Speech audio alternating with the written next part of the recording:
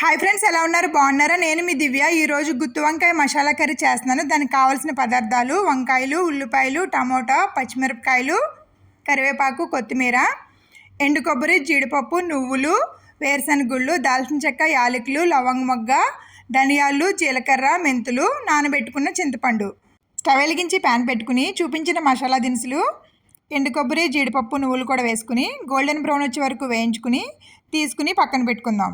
ఇప్పుడు మిక్సీ జార్లో ఉల్లిపాయలు, టమాటోలు కట్ చేసి వేసుకుని కొంచెం చింతపండు, వేయించుకున్న మసాలా దినుసులు కూడా వేసుకుని మెత్తగా గ్రైండ్ చేసుకుని పక్కన పెట్టుకుందాం. అదే ప్యాన్లో ఆయిల్ వేసి శుభ్రంగా కడుక్కున్న వంకాయలు కూడా వేసి 10 నిమిషాలు బాగా వేయించుకుని తీసుకుని పక్కన పెట్టుకుందాం. ఇప్పుడు అదే ప్యాన్లో కట్ చేసి పెట్టుకున్న పచ్చిమిరపకాయలు, కరివేపాకు వేసుకుని 2 నిమిషాలు అటు ఇటు కలుపుకుని ముందుగా గ్రైండ్ చేసి పెట్టుకున్న మసాలాను కూడా యాడ్ చేసుకుని స్టవ్ని సిమ్లో ఉంచుకుని 2 నిమిషాలు అటు ఇటు కలుపుకుని మసాలా బాగా ఫ్రై అయి నూనె పైకి తేలేంత వరకు 10 నిమిషాల పాటు ఉడికించుకుందాం. ఇప్పుడు మనం ఫ్రై చేసి పెట్టుకున్న వంకాయలను కూడా వేసుకుని 2 నిమిషాలు అటు ఇటు కలుపుకుని సరిపడంత వాటర్ వేసుకుని మూత పెట్టుకుని 10 నిమిషాలు ఉడికించుకుందాం.